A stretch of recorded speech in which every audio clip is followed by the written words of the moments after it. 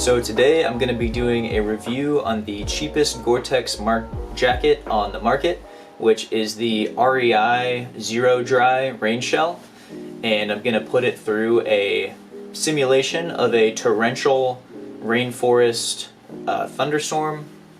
I'm going to do a real-world test of how long the jacket takes to dry. I'm also going to go through all the pockets and everything about the jacket.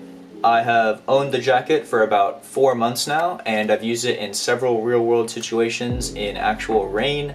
Nothing big, no huge trail backpacking trips, but definitely for an hour, 2 hours at a time in the city in really downpouring rain.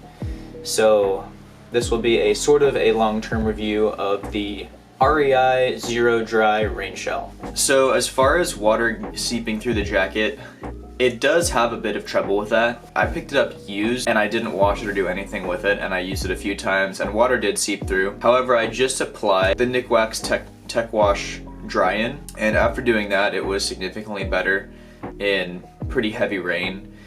My only complaint is that right here in the back, for some reason, is right where it always seeps through. I don't know if the person before me maybe washed it in a washing cycle on like super high heat or something like that, so that may be something that happened because I did pick it up used. For the most part, it does its job quite nicely. So another thing I really like about this guy is the way it looks. This is a size large, and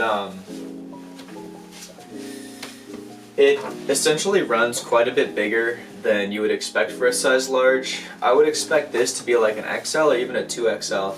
That is actually something I really like, having it be a lot bigger than you would expect, because you can fit a bunch of layers under this thing. I think for 170 bucks, it's great to get Gore-Tex for 170 bucks. If you're really on a budget, I would genuinely just go with the Frog Togs, unless you can find this guy somewhere used. But used Gore-Tex is tricky because you don't know if the previous owner knew how to take care of it, knew how to wash it on the right cycle, so you always kind of have to worry about that. Out of all the jackets out there, I haven't really tested any, but pretty much anything from Patagonia, Arc'teryx, most of those other companies, if there's Gore-Tex in it, it's gonna be upwards of $250, maybe 300 bucks. So this is around 150. Some of the things I really like about it are, of course, that it has the absolutely essential head strap back here, so you can have your little hoodie, keep all the rain out. Obviously you have your wrist straps right here. Wrist straps are absolutely essential, and these ones get down pretty damn tight. I have super small wrists, and little fun fact, and these things get down around my wrist, so that's saying something. On the front we have a chest pocket right here, which has a cover zipper, pretty damn big, fits all into there, even down to like right here, and that's my hand fully spread out in it. We have nothing on the inside of the jacket except these are mesh right here, so if you want to open your pockets, it's like a vent. Really don't think that works at all. Something this jacket does not have, which is a big downer, is pit zips. So just know that this jacket does not have pit zips. Coming down to the bottom of the jacket, it has obviously just 2 zipper pockets right here that are actually huge. It's like all that area. Same thing on the other side. And this jacket is made of a 2-layer Gore-Tex, so not the strongest Gore-Tex, but it's like a 2-layer version.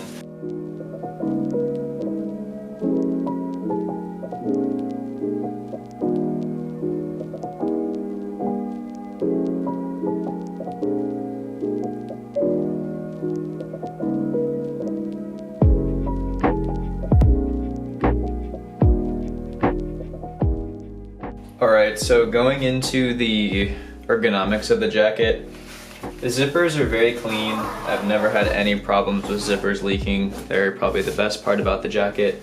Super sturdy feeling. When I'm wearing it, obviously right now this is a different story because it's on a table, but when I'm wearing it I never have any problem with them catching. There's the chest one right there, which is super waterproof because it's a waterproof zipper, also protected by this little flap here. The pocket zips, same kind of thing, protected by that little flap. And here's a view of the inside of that mesh pocket from earlier. So here's a view of the inside of the jacket. You can see at the bottom here we have our wind strap things to make it so you don't get any updraft. Right here, 2 of those guys. And here's what I was talking about earlier with those mesh quote-unquote vents that I really think do absolutely nothing. The whole inside of the jacket, super clean, feels super waterproof. And I'll be getting to the waterproof testing part in a minute. But this is how the inside looks dry, pretty just gray.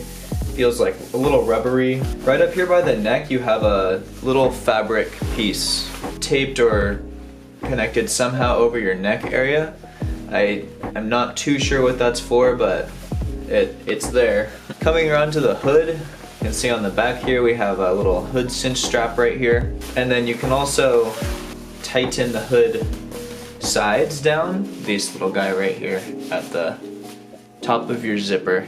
So that's pretty much it, and now I'm gonna get to the waterproof example. So now what I'm gonna do is bring it into my shower, since unfortunately it is not raining today, and basically just leave it there hanging up and show you how long it takes until the water seeps into it. And keep in mind, this is after I just did a full DWR treatment on it with the Nikwax TX Direct wash-in. Alright, so since my bathroom is literally made for an Oompa Loompa, this has taken some time to try and get. So I have the jacket right here hanging in the shower, and then I have this removable shower head right here. Jesus, this is so challenging.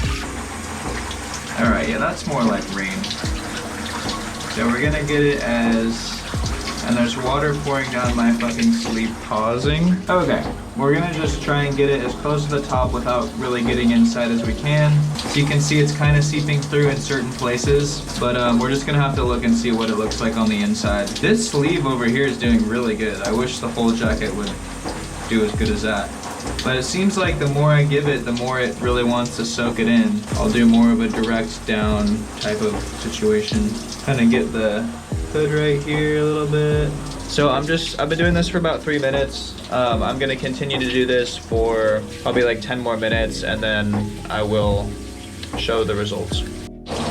So I'm really making sure to hit the shoulders a lot here, because obviously when you're hiking on the trail, that's where most of the rain's gonna be, as well as the very top of the hood, just letting y'all know. I'm also flipping the jacket around every like 5 minutes or so. Alright, so it's been about 20 minutes and this guy's pretty much soaked through, so I think I'm just gonna call it here. Alright, so I basically gave it a simulation of the rainforest for about 20 minutes straight. Yeah, so let's take a look and see how it looks on the inside.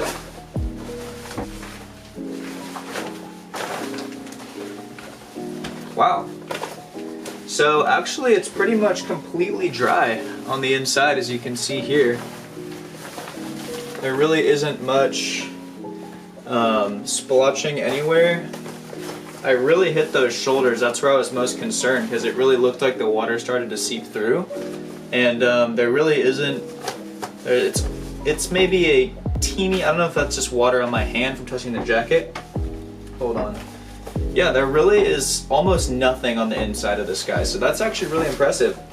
I've never taken it out in a real world situation, simulating like a shower, like real torrential rain. So yeah, for the cheapest Gortex jacket out there, not bad. Quick little update, my floor is soaking wet, so please leave a like on this video so I can tell my girlfriend that it was not all for nothing. I'm gonna turn the sleeves inside out, see what's going on there. So the worst of it is at the very ends of the sleeves right here.